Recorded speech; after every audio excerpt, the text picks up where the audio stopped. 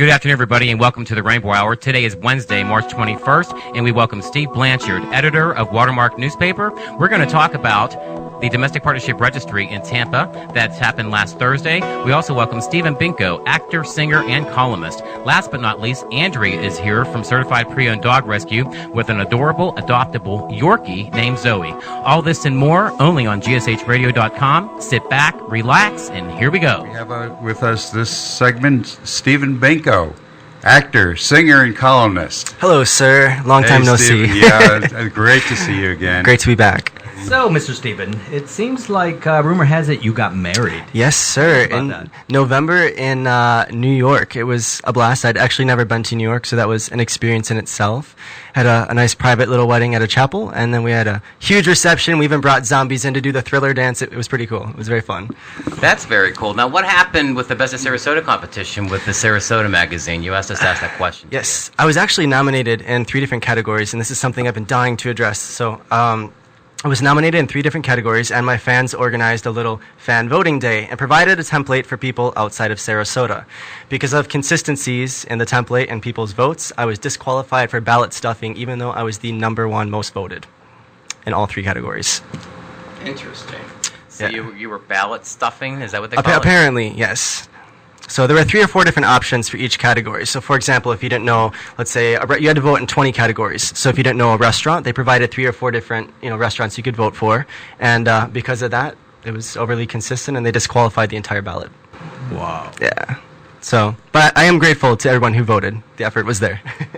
No, well, and it's nice to know that your fans are doing that, even if it wasn't appreciated by the people running the competition. So what was it like filming with Michelle White Dove? Oh gosh, it's such an interesting experience meeting someone in person from seeing them on TV. She's been on HBO and Lifetime and a number of different things. She's America's #1 psychic, if you didn't know. And there was a lot of controversy. I got a lot of inside information. She did some celebrity predictions that have come true and some that are pending. One of them was The Undertaker snapping his neck at his upcoming match. So there's some pretty intense predictions. It'll be interesting to see where that goes. Stephen, the last time you were here on our radio station, you were working on your first album. Yes, sir. Are you still doing music? Music's something I'm always going to be working on. I just really want to take the time to develop something solid. I feel like the first album that you really put out there kind of defines you and brands you. So I want to make sure that what I put out is really solid and, just want to take the time to put together something really great. So, Stephen, I must congratulate you because thank you're you. always on the go. You're young enough to be on the go, but Enjoy it while it lasts. exactly. You're absolutely right. But so recently, though, you've been working on a new series called Unscripted. Can you Yes, explain sir. to us about that show? Well, the way Unscripted actually came about, before I was involved in the entertainment industry, I did a lot of stuff in the service industry, as a server and a host in restaurants. And I met a lot of different people. And I realized that every person has such a unique story. And there's a lot of shows out there like True Hollywood Story and Oprah or Ellen, and it pretty much tells a story for a person. They never get a chance to really tell their own story. So I'm taking some people like Andrew Santino, who I believe was on this show before, and giving a perspective that's never been seen before. And Michelle White Dove is actually one of the guests on there. She's talking about an accident that actually killed her and how she turned that into making something positive out of her life. She was brought back and obviously is going really far with her work in the entertainment industry.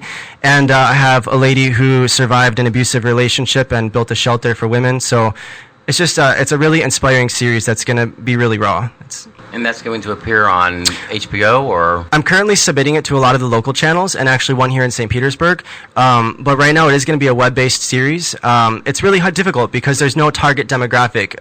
My approach is that because every story is so different, it appeals to everyone. A lot of networks are reviewing it to make sure it's a little more specific, but I have high hopes for it. I think it's going to go far. And we wish you the best with that. Oh, thank you. Absolutely. Stacey, you had something else to ask him? Well, where can people find it online? Do you already have it up? Yeah, I have a couple preview clips up, and I'll be putting some more up probably after this broadcast. You can go to StephenBinko.com, which is my personal website, or you can go to Binko TV, which is where all the episodes are going to be put on within, I'd say, the next month. And you can also subscribe on Twitter, Facebook, YouTube, anywhere. What would you say the mission of doing the show is? Oh God, I just want to inspire people. I wish I would have had someone to look up to and share my struggle with. Someone who's going through the same thing to say, you know what, if you can get through it, I can too. And there's so many people out there, so you're not alone. And Stephen, you're also filming another series called F8. Fate, yes. What's that about, and when are you releasing it?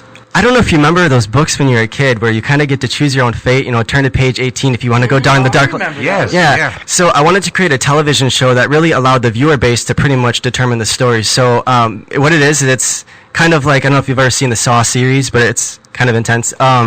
It basically takes a captive, and every week the viewers get to choose a situation that happens with the captive. Do they try to escape? What's one of the circumstances they go through? And along the way, they'll ultimately decide the fate of the captive.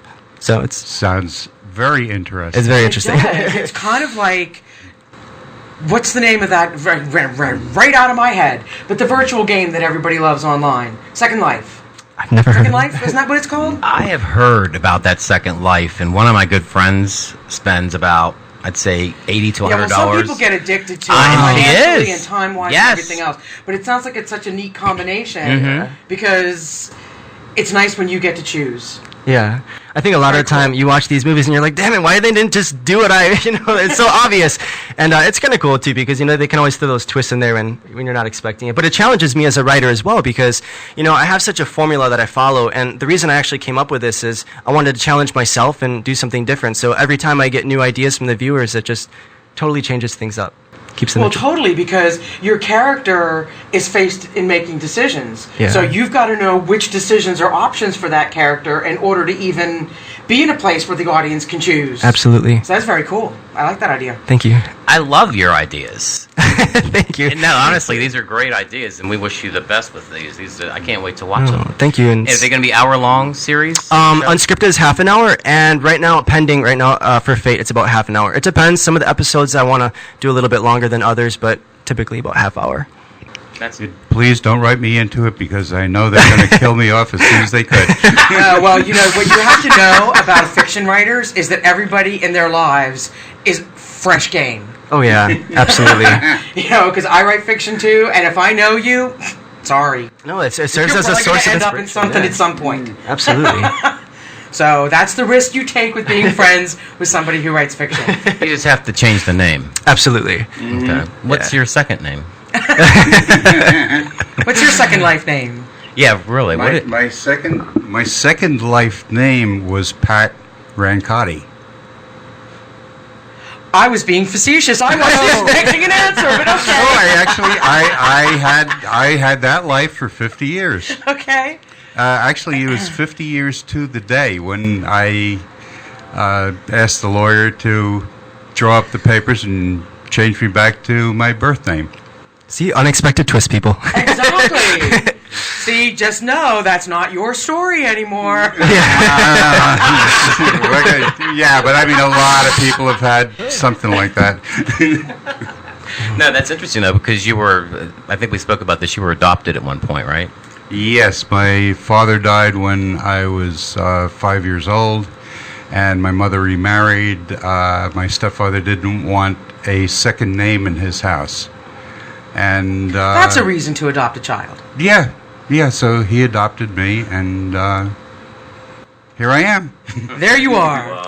And Stephen Binko is sucking this all in. Exactly. All right. Taking notes. We're about to go on another commercial break, and this commercial break is brought to you by Air Comfort. For all your air and heating needs, they're located in Sarasota, and you can find out more about them on rainbow411.com. Thank you, Stephen, for being here. My pleasure. Thanks for having me.